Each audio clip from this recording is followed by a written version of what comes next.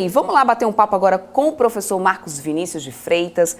Ele que é professor de Relações Internacionais, já está aqui comigo no estúdio. Professor, é sempre muito bom receber o senhor por aqui. Não, é um prazer conversar com você, Paula.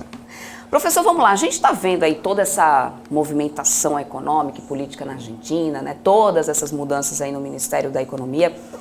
Muita gente falando, aliás, sobre o peronismo e como esse sistema tem trazido problemas para o país. Eu queria saber, então, o que é o peronismo e como que isso impacta na política da Argentina? Olha, Paula, essa é a pergunta de $1 milhão, viu? Porque eu acho que nem os argentinos já sabem mais, não sabem mais o que é o peronismo hoje em dia. Não é? Inclusive porque ele começa com aquele regime, quando o general Perón esteve no governo, de várias benesses dadas ao povo, com uma atriz principal, principalmente, na ocasião, que era Evita Perón, que sempre dava esperança para as pessoas de que elas eventualmente teriam um padrão de vida semelhante àquela que ela pregava. E com isso o peronismo assumiu um pouco parecido com o getulismo, uma presença muito forte dentro da sociedade argentina. E aí todo mundo vai de A a Z nessa história toda. De que o peronismo é um elemento importante da política, ele faz parte do consciente coletivo argentino, e aí você tem um peronismo que vai de uma direita a uma esquerda, mas todo mundo clama ali a ser um herdeiro do Perón no sentido de levar esta doutrina de bem-estar público mais adiante no país. Então essa é uma característica importante da política argentina. Bom, então quais foram os erros e acertos, né, de Macri no poder, né, quando ele esteve por ali? Olha, eu acho que o grande problema do presidente Macri é que ele não conseguiu, em primeiro lugar, desconstruir a máquina política feita pela Cristina Kirchner e pelos Kirchners quando estiveram no poder, e não conseguiu desengatar a Argentina de alguns mecanismos que eles têm tido ali durante anos. Né? Você vê que a Argentina, eu sempre me lembro que na década de 90, a Argentina era a grande vedete internacional por causa da questão da dolarização, da economia, aquela questão de um peso, um dólar. Inclusive, se comentou em razão daquilo que aconteceu na Argentina, havia muitas discussões em nível do Banco Interamericano de Desenvolvimento se os países latino-americanos não deveriam dolarizar as suas economias. E eu vi o Menem sendo recebido nos Estados Unidos como um grande herói e depois passar um vilão, né? Porque veio a desvalorização, veio o descontrole, toda aquela questão da política fiscal que você observou na Argentina. E aquela troca, né? Acho que foram 5 presidentes numa semana, e o país nunca conseguiu se recuperar dessa situação. Com os Kirchners teve alguma instabilidade, e aí quando o Macri vem dentro de um sistema que tinha corrupção, todos os problemas que você pode até entender, como aqueles que a gente observava no Brasil durante bastante tempo. E o que ele fez é que, ao invés de desconstruir essa máquina, que toma tempo, ele mais ou menos foi absorvido pelo sistema, inclusive decretando algumas medidas econômicas que haviam sido enterradas na década de 80 porque não haviam dado certo. Então, isto criou, naquele momento, uma decepção, não é? Porque o que você viu é que havia uma situação que era ruim, mas as pessoas tinham um determinado nível de bem-estar. Quando o Macri vem, as promessas que ele faz não conseguem ser realizadas do ponto de vista econômico. E aí o país deteriora a inflação e piora a situação econômica do país, e ele não consegue e perde controle ali daquilo que estava acontecendo na Argentina. E o resultado foi esse aí que nós vimos. Ele termina a eleição, né, ou não consegue ali justamente um resultado positivo, e você tem a ascensão do Fernandes, né, que assume o poder debaixo desta asa da Cristina Kirchner, que se transformou ali num elemento muito importante da política argentina. E por quê, né? Por que depois de Macri os argentinos quiseram retornar a Cristina no poder? Assim, o que havia de tão melhor nesse discurso dela, né, e também do Alberto Fernandes, em relação a isso, a Macri, claro? Então, o que a gente viu é que, em razão desta situação toda, a Cristina Kirchner veio com aquele discurso muito populista de que iria resolver os problemas que a Argentina enfrentava. E você sabe que no momento econômico difícil, as pessoas procuram e buscam alternativas. E naquele cenário eleitoral, você vê, vamos continuar com esta situação atual em que nós não temos uma perspectiva de melhora. Ou vamos retornar àquela situação anterior em que, apesar de ser ruim, está melhor do que atualmente nós vemos. Então foi nesta comparação que o eleitor fez que, obviamente, ali venceu a chapa encabeçada por Alberto Fernandes, mas todo mundo sabia que o grande baluarte, o grande elemento de sustentação desta chapa era a Cristina Kirchner, que vinha como vice-presidente. Então, o que nós notamos nesse processo todo é de que, em razão dos erros de Macri, o Macri se transformou no grande eleitor do Fernandes. Eu sempre comento isso, né? O presidente anterior, se as suas políticas dão certo, ele consegue eleger o seu sucessor. Quando as políticas dão errado, geralmente vem alguém da oposição que contradiz exatamente muito daquele discurso que ele tinha. Então, Cristina Kirchner e Alberto Fernandes veem nesta atuada de reverter muito das coisas que o presidente Macri fez na ocasião, e com isso eles tentaram reconstruir uma narrativa de que a situação da Argentina seria muito melhor do que aquela que eles haviam visto anteriormente. Então, como que o senhor avalia, né, inclusive essas movimentações internacionais da Argentina? A gente teve visita ao presidente russo Vladimir Putin, participação no G7 desse ano, também pedido de expansão do BRICS. O presidente Fernandes, nesse sentido, Paula, tem sido muito hábil, né, porque ele tem ali uma situação econômica difícil. Ele tem ali os conflitos internos e domésticos da Argentina, a situação inflacionária elevadíssima, acho que bateu mais de 70% a inflação prevista, não prevista, mas existente, e você sabe que quando um país tem um DNA inflacionário, fica muito difícil de você conseguir reverter o cenário, não é? Porque as pessoas automaticamente elas vão se adaptando às novas realidades, e nesta adaptação às novas realidades, elas já internalizam o elemento inflacionário, e aí a gente vê, aí na época que a gente viu a inflação também no Brasil, isso se transforma em algo inercial. Então é muito difícil, e ele precisa fazer ali com que a Argentina volte a ter competitividade.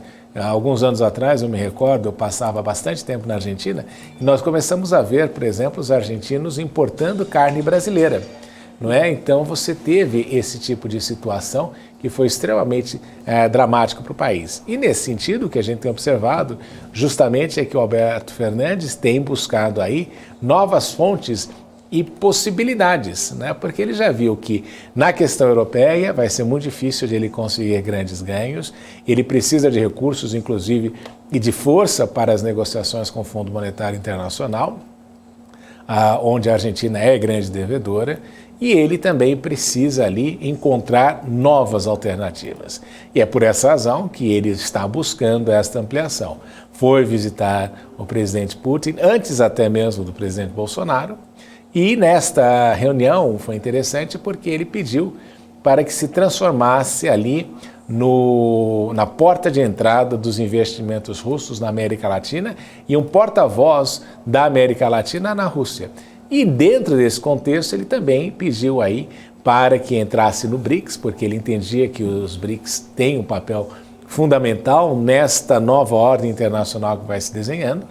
E também não podia deixar de fazer parte ali, de voltar o Pires ao G7, onde eles foram convidados este ano para participar, e justamente tentar minimizar os problemas internos. E não podemos esquecer, a Argentina também sofre dos mesmos problemas globais que todo mundo está passando, ou seja, a pandemia, a recuperação pós-pandemia, a questão do desemprego alto, a questão do desabastecimento global e as consequências da guerra da Ucrânia. A Argentina tem muito a lucrar porque é produtora de grãos, mas o contexto econômico do país impede que ele avance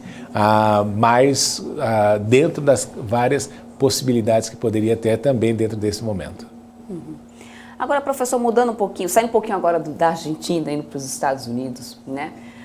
Eu queria entender do ponto de vista do senhor, como que o senhor viu essa operação do FBI lá na casa do Trump, né? Ele que depois confirmou também isso, ele até então que se sabia que o FBI estava indo até lá para retirar alguns documentos, né, que seriam da Casa Branca, o Trump teria levado junto, né, com ele quando ele saiu de lá.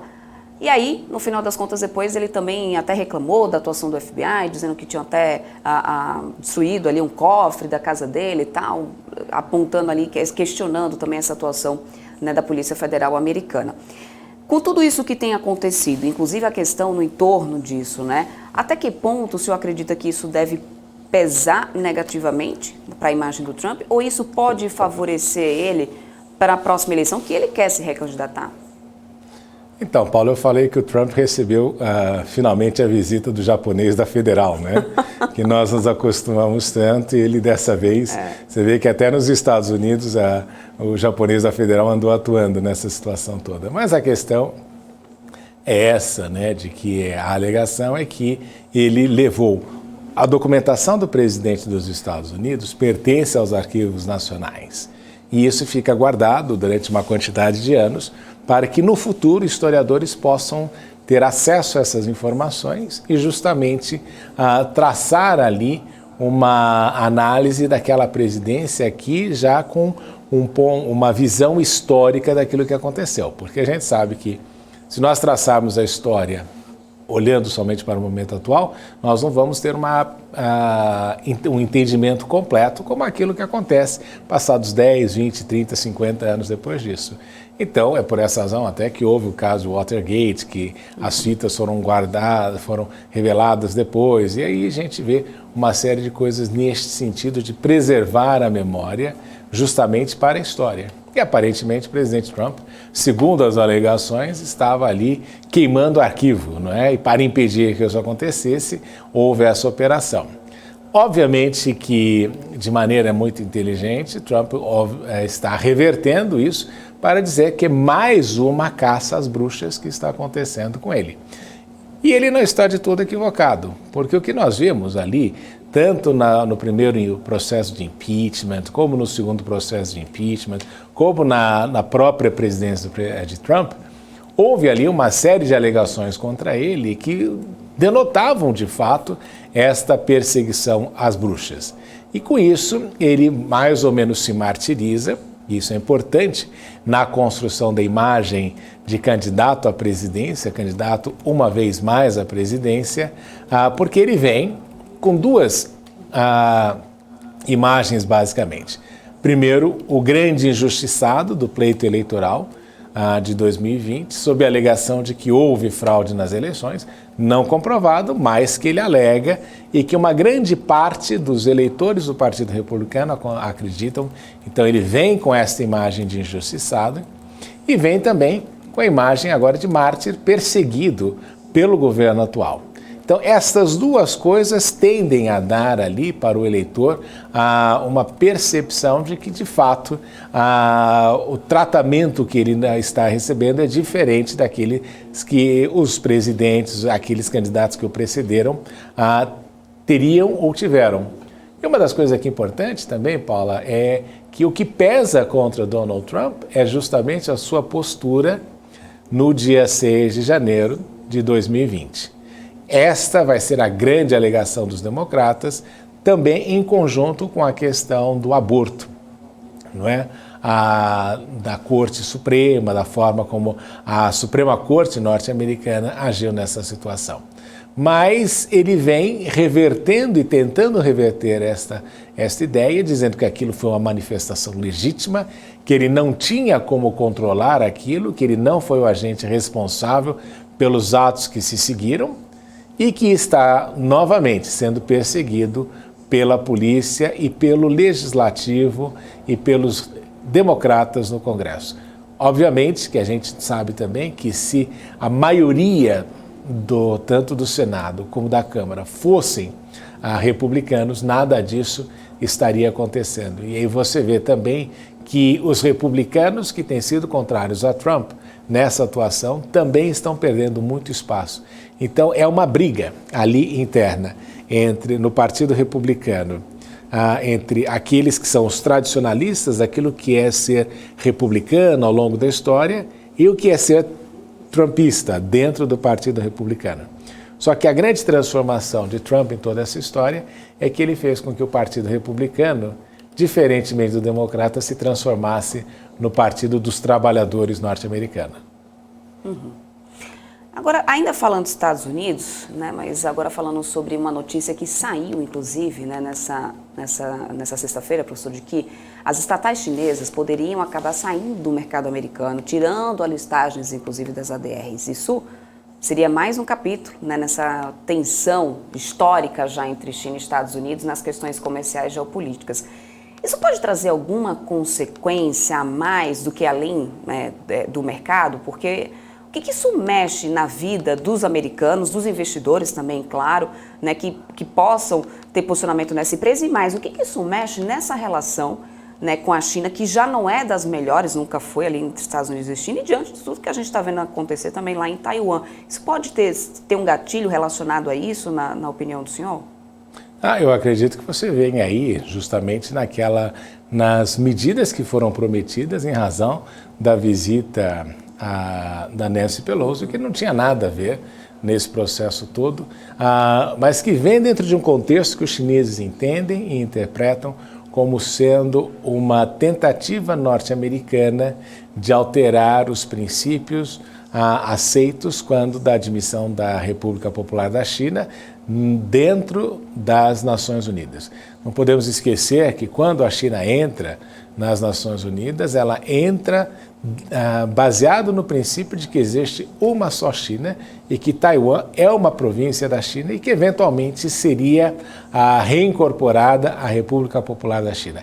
Este sempre foi o entendimento. Só que os Estados Unidos adotaram aí uma posição ambígua, ou seja, reconhece a China, mantém laços não oficiais com Taiwan e ainda afirma que vai ser o garante e o protetor de Taiwan em algum caso de intervenção chinesa ou alguma atuação militar da China. Obviamente que os chineses entendem isso como contrário aos interesses estabelecidos e ao contrário ao princípio que eles aceitaram em 1971 ou nos anos que se seguiram do início do relacionamento. Quando Nancy Pelosi foi para lá, ela levou aí a representação quase a uma visita oficial. E ela mesma disse que era uma visita oficial e o compromisso era de que as visitas não teriam esta natureza oficial. E vai dentro de um contexto que ela está viajando pela região e os chineses prometeram, olha, esse tipo de situação não é tolerável e, em princípio, agora, a China de hoje não é a mesma de 25 anos atrás, quando o presidente do parlamento americano foi, o presidente da Câmara de Deputados, Newt Gingrich, foi. A China hoje é muito mais assertiva e quer aí evitar que grupos separatistas dentro de Taiwan venham aí a querer instrumentalizar este apoio dos Estados Unidos. E a gente sabe, por exemplo, que os Estados Unidos não fariam esse tipo de situação se fosse na Catalunha, se fosse na Escócia, mas com a China, nesse processo de ascensão chinesa, você vê que vão colocando essas pedras de tropeço no caminho do desenvolvimento e no caminho dessa ascensão global da China. Então, quando eles retiram as empresas, eles afirmam que vão fazer isso, você tem que pensar duas coisas. Saem daí e vão para Xangai, e aí você pode ter uma transformação ainda maior das bolsas asiáticas e das bolsas chinesas, particularmente de Xangai, onde provavelmente isso deveria acontecer, na comercialização global. Então você internacionaliza ainda mais as bolsas chinesas. Isso pode ser uma consequência disso. Mas também se transforma num instrumento de pressão dos investidores norte-americanos no seu próprio governo. Então, entenda assim, quando o investidor norte-americano sente que ele pode perder ali recursos em razão das ações tomadas pelos agentes políticos, obviamente que virá uma pressão para que este tipo de situação não aconteça mais e haja uma modificação efetiva no comportamento. Então você transforma o seu inimigo em seu amigo quando você precisa que ele aí faça a pressão no seu próprio governo para que se contenha e retorne ao princípio, à obediência do princípio de uma só China. Então nós temos que observar, em primeiro lugar, o quanto isso fortalece, de fato, as bolsas chinesas, né, se houver essa situação de transferência. E, em segundo lugar, o quanto isso vai implicar no aumento de pressão dos investidores norte-americanos com relação ao governo americano no seu relacionamento com a China. Professor, só para poder a gente encerrando aqui o nosso papo, eu quero trazer aqui mais uma questão em relação à Ucrânia, que nessa semana a gente viu ali a Rússia, né, Rússia e Ucrânia se acusam ali mutuamente sobre bombardeios que estão acontecendo na região de Zaporizhzhia, ali naquela maior usina nuclear da Europa, e isso tem aí já repercutido sobre possibilidade de uma escalada maior das tensões, né, de tudo que já está acontecendo por lá. Como que o senhor entende ali essa movimentação da Rússia? Eu acho que pode ter um potencial para isso. A Ucrânia, inclusive, a ONU, aliás, exigiu que a Rússia devolvesse a posse realmente para a Ucrânia, para que consigam operar normalmente a usina, que segundo eles, as informações que eles passaram, que isso estaria sendo colocado em risco, essas condições de funcionamento da usina lá de Zaporizhzhia. Como que o senhor tem visto esse momento, lembrando que o conflito começou, né, lá em 24 de fevereiro, a gente já tem mais de 5 meses que isso tem acontecido, e agora de novo insistentemente, né, bombardeios ali na região dessa usina, que é tão representativa em termos de tamanho, inclusive para a Europa, né? E Paula, a gente vê nessa guerra de narrativa, ou seja, a gente não sabe que lado que está contando a verdade, não é? Teve até aquele ataque de um lugar onde estavam presidiários ucranianos, presos de guerra, e aí se alegam que os russos atacaram por causa de tortura e os ucranianos fizeram o mesmo na questão de queima de arquivo. Mas a usina nuclear é sim um assunto de extrema importância, porque a Europa, particularmente considerando ali a proximidade geográfica, já experimentou ali aquilo que se viu no passado em Chernobyl, não é? E a gente sabe, Paulo, efetivamente, que a energia mais confiável, sem dúvida, é a nuclear. Não há dúvida de que a energia nuclear é a mais efetiva, é a que lhe oferece maior garantias de fornecimento constante. Só que o grande desafio da energia nuclear é a questão do lixo e também quando acontece um acidente. É a mesma coisa que você andar de avião. O avião é um dos meios de transporte mais seguros, até que um dia cai um avião e todo mundo fica preocupado com isso. Esse é o problema da tecnologia nuclear. Funciona muito bem, quando dá problema, dá um grande problema. E aí você tem a questão da guerra ameaçando transformar isso num grande desafio. E obviamente que aqui interessa aos russos utilizar esta moeda de negociação justamente para impedir que os europeus e os norte-americanos sigam fornecendo mais armas para a Ucrânia, porque isto tem criado, e é verdade, uma resiliência do exército ucraniano, e até a ponto de o presidente Zelensky dizer recentemente, numa daquelas lives diárias que ele faz, os discursos diários que ele faz, que ele não pretende terminar a guerra até que a Crimeia seja reincorporada ao território ucraniano. Mas o que a gente tem notado ao longo desses 6 meses é que os russos têm ali tido uma estratégia que apresentou seus equívocos no primeiro momento, mas que tem consolidado a sua presença no território. Até agora nós não ouvimos, né, Paula, nenhum tipo de retrocesso russo com relação aos territórios ocupados. Embora a Ucrânia tenha recebido aí uma quantidade enorme de equipamentos da era soviética e equipamentos agora mais modernos, que criam uma linha tênue ali muito complexa sobre o envolvimento dos países da OTAN na guerra efetivamente ou não. Mas a questão da energia da usina nuclear é preocupante pelo impacto que isso teria e, obviamente, a gente ainda não consegue, neste momento, saber quem é que tem a verdadeira narrativa. O grande problema é que, não importa qual é a narrativa, o mundo, e particularmente a Europa, tem que estar muito preocupada com aquilo que acontece.